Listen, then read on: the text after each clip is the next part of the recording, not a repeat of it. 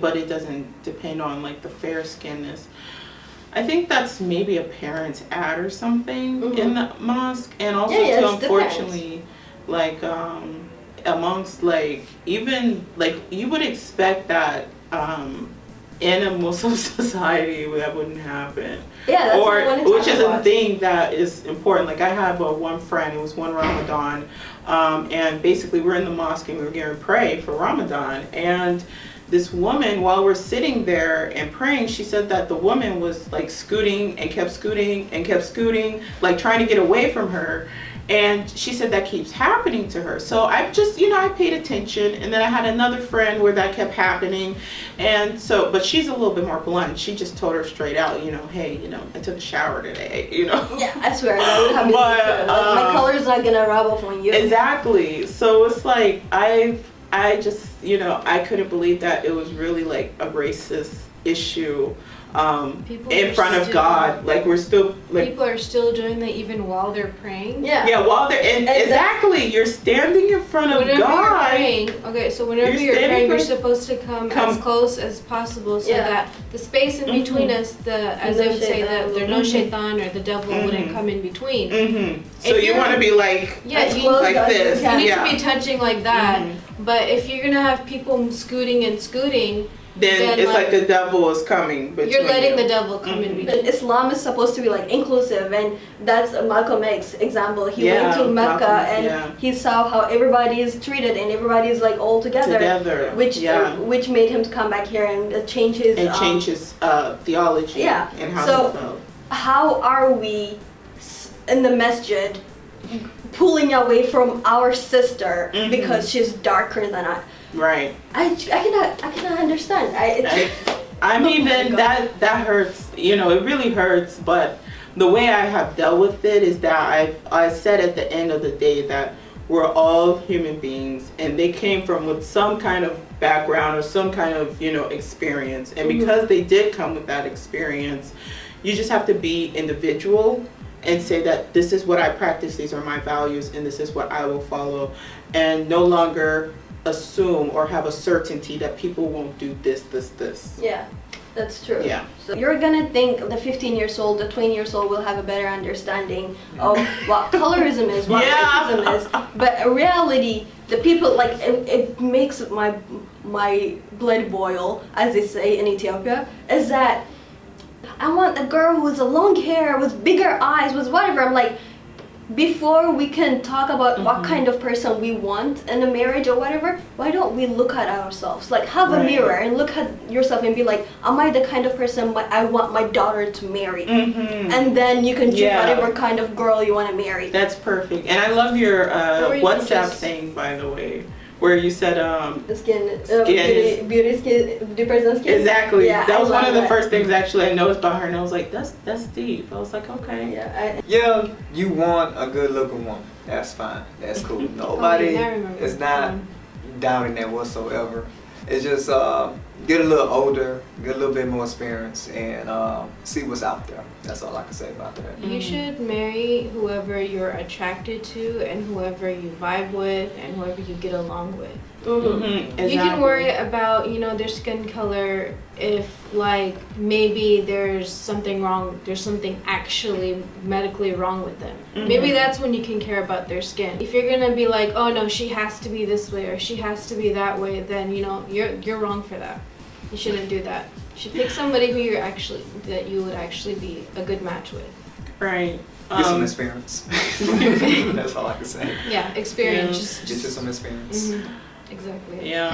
So the person you vibe with might end up being the opposite of whoever you had in your list. Yeah. Just let your heart feel the person, not your eyes, please. Right. Exactly. They're just a lens. This is what this is. It's just a lens. It's just something that's going to give you an idea of what's going on around you so you don't get hurt, so you don't fall or something. But the seeing what's inside and basically judging from what's inside is just totally important. Making the right choice on that. Can you stand the person? Can you really understand them?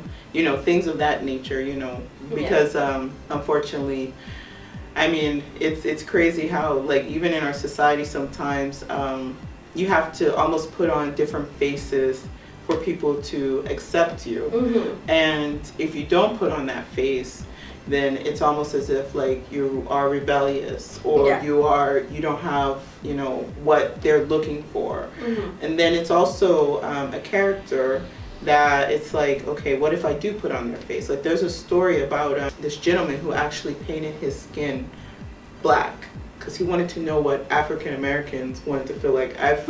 It was, and if I find the title, I will send it to you. Okay, My mother please. read the book. Makeup, you painted with paint Yeah, or makeup? it was makeup, black makeup, and he actually painted his Sorry. face and everything black. This was in the time of segregation and Jim Crow, and he wanted to feel what African Americans felt.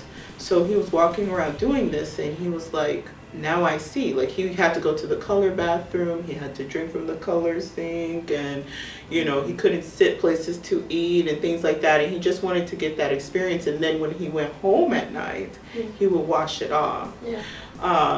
So it's like, we're not going to that extreme, but we do have like a certain face that sometimes you have to paint for people to even understand you, where you come from. Like in the professional world or some sort, there is a certain type of communicational face that you have to have. And then I also asked this question, well, then how can you be authentic and vulnerable and truthful with that? You know, Yeah. if you're painting that face. And basically that's the thing. You have to balance the two and see the waves of it all. It's really a complex situation to tackle. And then you have to wonder, like, how did leaders do, like, this thing? Like, how did they make it there? Like, for example, like Gandhi, how did he go to that height? They were being discriminated at that time. And he somehow brought peace to people. And what was his tactics, you know, despite them disliking him? Yeah. You know, like any leader, you know, you stand up for what you believe in, yeah. and you just go with it. That's all you can really do. That's You true. know, going back to the man that painted his face, it's a shame that somebody had to do that just to see how African Americans were treated back then. Yeah. And you know, even now, you know, some of the things haven't really changed much. I mean, a lot has changed Yeah. since the Civil Rights Movement. Of course. Yes. But the effects can still be seen today. Oh yeah. 100%. 100%, right. So, you know, to hear somebody go through that just to experience it, you shouldn't have to paint your face. You should just listen to people and look at what's going on the news, what's going on your newspapers, what's going on locally. Just talk to some people and see what's going on. Yeah. Although, like, I don't agree with like painting yourself. I feel Blackface, like, that's what yeah, it's called. exactly. But like, I feel like Oh, it by wasn't putting black. It was like the color. It's yeah, I mean, but- like that makeup. But yeah, he was painting. He was trying to be black. Yeah, a black. still black. If I asked you your experience as a black man and you tell me, I wouldn't feel it as much as if I walk in your shoes and actually become a black man. You know what I See, mean? that's the thing. It's like, you can't walk in my shoes. That's true. Nobody can walk in the shoes that I have on. Yeah. And even if I'm talking to another black man, I can't walk in his shoes. His experiences and my experiences are Yeah. totally different. 100%. So Also, that's all we have is communication. Yeah. And we have to be able to communicate that clearly, so that way we can, you know, believe it. Yeah. Yeah. And once you know start seeing the things, then you can start being part of the solution. Right. But how do I you? can walk in your shoes. I just gotta steal it from you. And I mean, start I walking. wear a size 15 shoe. I mean, you fit can. both your feet in one of his shoes.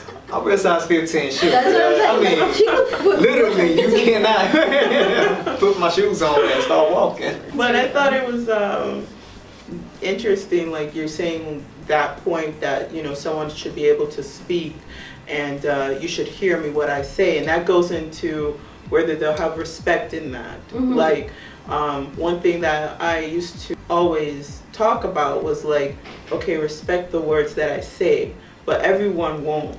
That's just the Yeah. thing. So what do you do in those circumstances when they won't? I feel like that's where it comes in, what the leaders did. They basically stepped into what they were, you know, their reality, their value, and sticking with that.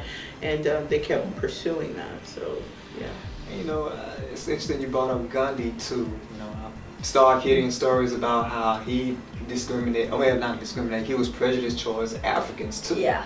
Oh, he was prejudiced towards Africans? Yes. He did not like He didn't like Africans. black people. He did I not. I did not know that. Yes, yes, Yeah, he was. He was in South Africa. He Yeah. was helping the Indians in The there. Indians. But Oh, he was he- helping his own people. He wasn't helping the Africans. Mhm. Yeah, I That didn't brings up understand this. another point. No, that's good. I'm glad Because I, I wasn't I sure never, about it. you Oh, never hear yeah. that. That's You- the thing. I'm not You surprised. never There's a hear. lot of things that you don't hear Yeah. about Gandhi. You'll only hear like 1 or 2 articles that just barely make it past. He's you. like Yeah, but I He's the would have never hero. known. And you know, I'm not discrediting the man. I don't want to look at Gandhi as a bad light, Mm-mm. but you know, people do need to hear the truth. Mhm. Yes, It's he was a true. great It's the leader. correct narrative. Yeah, it is. Yeah. It's the It's That the correct. correct actually narrative. reminds me, when I was over there in India, I went to a gravesite, and there was, you know, on one part of the gravesite, there was, you know, all the graves, you know, like family, and everyone's related to somebody, okay? But then on the other side, there's like this elevated area, and I was told that there was Nigerians. Those graves belong to the Nigerians, and I was just like, what? Well, like I don't know much information about that. All I know is that their graves were elevated, like on a higher ground, and that's all I know. I don't know if they came to India because they were slaves or because they were learning something, or were they part of like an entourage or something like that. I don't know any of that. I just know that their graves are completely separate, and they're not decorated with like marble and stuff like that, like the other Oh. graves are. So That is something. Like, I just was talking to a friend last night, and I couldn't believe I was saying those words, because I was raised in a part of my teenage years or my adolescence years where I was raised in an African American school. Like, it was like, you know, to educate us on African Americans and our history and like our narrative. And I thought like they were joking when they kept saying that there was like such discrimination. Like, they kept saying you need to wake up. yeah. And I was like, you know, like, come on, like, we're all equal, we're doing this, you know, fine. But I literally had to say, like, I had to put those words in my mouth, and I felt it when I was talking to my friend last night. I was like, we are still not free. Like, it hurt me to say that, because especially we were talking about what was happening in Libya. Yeah, with them that's what I selling wanted this- to bring out later. Yeah, we were talking about what was happening in Libya, and she was telling me that's nothing new. They've been doing that for years. Yeah, People like known that 7 forever, years, and in Mauritania they've been doing that as well. Mhm. And I just could not believe how we are here and those things are still happening. Like, there's still a continuous struggle for, you know, race in general. And I feel now, like, seeing these things and hearing it, I'm just like, you have to do what's best. You have to share and have a unison with other people as well, but you also have to do what's best for your people. Otherwise, your children will suffer Yeah. later. It's just the need to be superior is what gets Yeah. people to do such thing. White people brought Africans here to do their work because they were stronger, also to show them they're better because they had that insecurity. But right now I'm trying to see like Africans like from Ethiopia, Eritrea, wherever, like Congo, right? Like they're traveling across and dying and going to Libya to be able to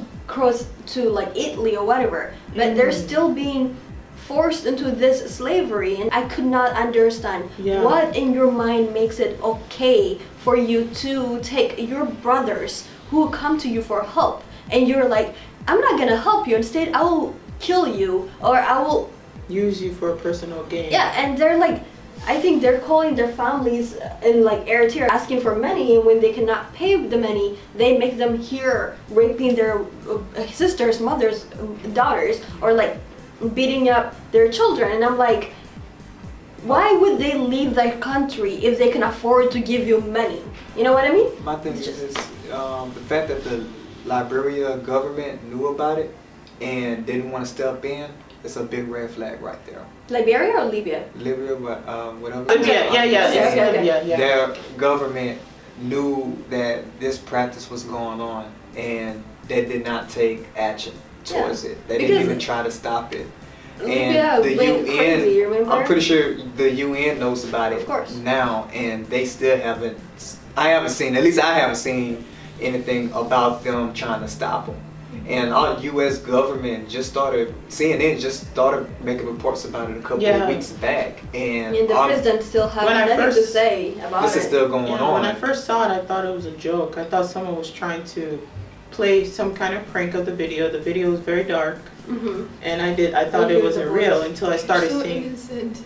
Huh? You're so innocent. No, it's just you don't want to believe this is happening in 2017. You know, I'm not surprised. I'm gonna Really? be honest. I'm definitely not surprised. You know, I would say the birds are ghetto. You know, it's gonna always be something terrible out there. And because we have social media, we're able to post it, and we actually can show videos and say, hey, this is what's going on. But I've always known that another small country is enslaving people, or women are being trafficked from country to country, being sold. People have always been sold in the world, always. And you know, like I said, now that people are starting to see this, what are we gonna do about it? As I'm listening to you, it goes similar to what Oprah said about sex trafficking, like human trafficking. And with all her power and all the money she has, she wants to stop it. And she said on one of her interviews, she said that literally she, looking at the institution and everything, she realized that it's so vast, it's so big that there's nothing she can do. There's nothing she can, to do to stop it. I feel like it's Oprah. Oh, I'm so sorry. Oh no. Oprah is like a person, right? She have power, a little bit of power, and she also have the money to do it. But the thing is, the underlying problem is the government is profiting from it. So like, if it's making you money, you're not gonna do anything to stop it. As long as it's not your family being affected. I feel like at this point they don't care if they're taking their mama and selling her to people. As long as it's making you money, and the money is the devil. It's just you're gonna go ahead and accept it and turn a blind eye for it. You know what I mean? So Oprah can try, but if the government is doing it, like just like the drugs and stuff, it's still the same. I don't know how much influence the government has into it, but again, human trafficking is a multi-billion-dollar business, pretty much. So it's not really the government is getting involved in it. If so, then there should be evidence that I'm it saying is being. They're not gonna try and stop it because it's bringing money. You know what I mean? But it's like the government. If it's happening around the world, for instance, your government can only control what's in their vicinity, right? True. I can't go to another country and be like, hey, you need to stop those people. I mean, I can warn you, but I can't force my army to go over there and stop criminals. But isn't that what America is known for? Let's talk about it's true. Libya, the big brother, Gaddafi, the big brother. got killed. What happened? Slavery. What happened in Iran, Afghanistan, Palestine? Let's talk about everything. This is how it is. America can't get involved unless the other country agrees. Otherwise, it's called a war. Yeah. So we invade another country to try to and then call it a war. Right, call it a war. But otherwise, it's pretty much talk for the most part. Hey, I'm gonna send a couple of my people over to your country and to try to resolve what conflicts you have over there. And in return, you give us something, I give you something. We all good. But isn't that what America does, though? Go and invade other people's countries. America do invade other countries. Sometimes it's for a personal gain. Other times, like 99.9%. Other times of the time, it's a conflict that's going on that another country can't handle, and it feels like we have to force ourselves over there because otherwise things are going to get worse. But there was a situation that happened in '94, I believe. It was just genocide going on. yeah. Nobody else got involved with it except for America. Where was this? Are you talking about with Rwanda or? No, it wasn't Rwanda. It was some country in Europe. In Europe, is it Bosnia? Siberia? Is it Bosnia? Yes, was it Siberia? Okay. Okay. Okay, Siberia. It was Bosnia. I do Bosnia. Yeah, I was something gonna say like Bosnia Yes. next. that. I believe it's Bosnia. I believe. I'm not sure about what country that was invaded. America had to step in to help those people out, and even then, we stopped the genocide. People still criticize America for not stepping. America is seen as the world police, and when America doesn't get involved, that's when everybody wants to blame America. But when America do get involved and do try to solve It's like things, if you do or if you don't. But my problem with it is that Yeah. whenever they have something to gain from it, they go in immediately. You know what I mean? Like Iran, Iraq, like the oil, everything they have to get. And then when they People cannot are really actually- benefit from it, then they take years and years and years. I'm talking about Syria, for example, to get involved. To get themselves involved in Libya, they were right there killing Gaddafi like right away in Libya, and then Syria, it's going on what 7 years now. We're barely doing anything about it. It's always with So, personal benefits at and this stuff. point in America, you can't go and control a whole country. You can't. So you gotta let the people do what they can. The only thing American army is doing is just policing at this point. We just sitting back and letting the country get back to its swing of things. Or if it wants to become a democracy, that country can become a democracy. You know, all we're doing is just trying to assist in these countries. So I mean, yeah, I don't condone it by any chance. I really don't. I'd rather we just take care of our own first before we go out there. Unless something like a genocide is happening or a slave trade is going on, then yeah, we do need to get involved and we do need to stop it. As far as these wars and stuff, I feel like we should pull back and try to help our own. So I was gonna say that, do you feel like because of all of this history, like racism will always be there, ethnicity issues? I mean, definitely, there's no ending story to it. So I feel like we're just going around in a circle. No, but in this circle, I feel like we migrated. We started talking about the issue with race, and then we're slowly migrating, coming back around to like, politics. oh, this is why. Yeah. Like this is To why this is politics. happening. So Straight basically, politics. what's the solution? I guess, what do we feel like is the solution? This is the problem with finding a solution to it. You can't look at a car and go, okay, this is what's wrong with it, and then throw a wrench at it and it'll be fixed. No, this is something that's You have to take the complex. wrench, you have to open the car, take the wrench, see where the wrench is needed, see if the wrench is the right size, and then you fix it. Okay, so this is something that's complex. You can't just fix it in one day. One person can't just sit down and go, okay, if you do this and this and this and this, it'll all be solved. Right. No, that's not true. We really need to just sit down, analyze what's going on, and accept what's happening. That's what we need to do to solve these things. We need to just sit down and just look at what's going on. And so so for now, because it is a work in progress, like I had that in mind. So now what would we take away from like our individual selves and what we've experienced? How can we contribute to something of that nature? Like for me, I feel like being a part of the solution versus the problem would be, of course, to just acknowledge first off and first amongst my own character and how I treat other people, definitely. But also to find supporting causes to continue to progress in that direction and what we need to. So, I mean, like our individual or inclusive like realm, like how can, or is there organizations out there that support that? I believe like how I can make a change is like you start from home. As I was saying, there are people in your home that needs to be educated, So you just put a little bit of I taught that, yeah.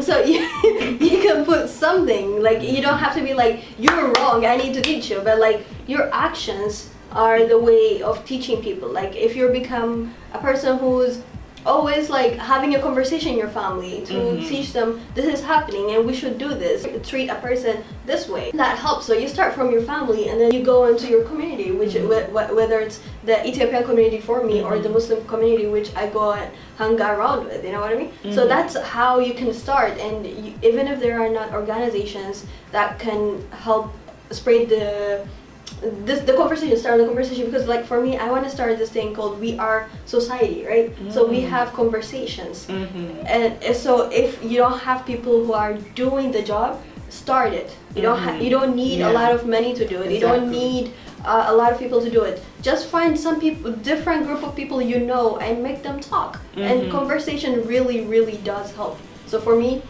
conversation. I like that. Ms. Rukaya? Can you come back to me? But we already answered, but you can go ahead. We know 1, 2, 3. She's just here for diversity purposes. How would you change the community on how to what? Like, how do you educate your community? Like, for example, Indians, you say like, they're more excited about your pale skin, or people talking about like the Nigerian grave or whatever. What do you, when you see those things, well, how do you feel, and what do you want to do to change that or educate people? Well, I know that personally, whenever I'm there in India, and let's say one person calls the other person ugly, okay, it's just kids, right? I've always witnessed a grown-up coming and interjecting and saying, no, don't call them ugly.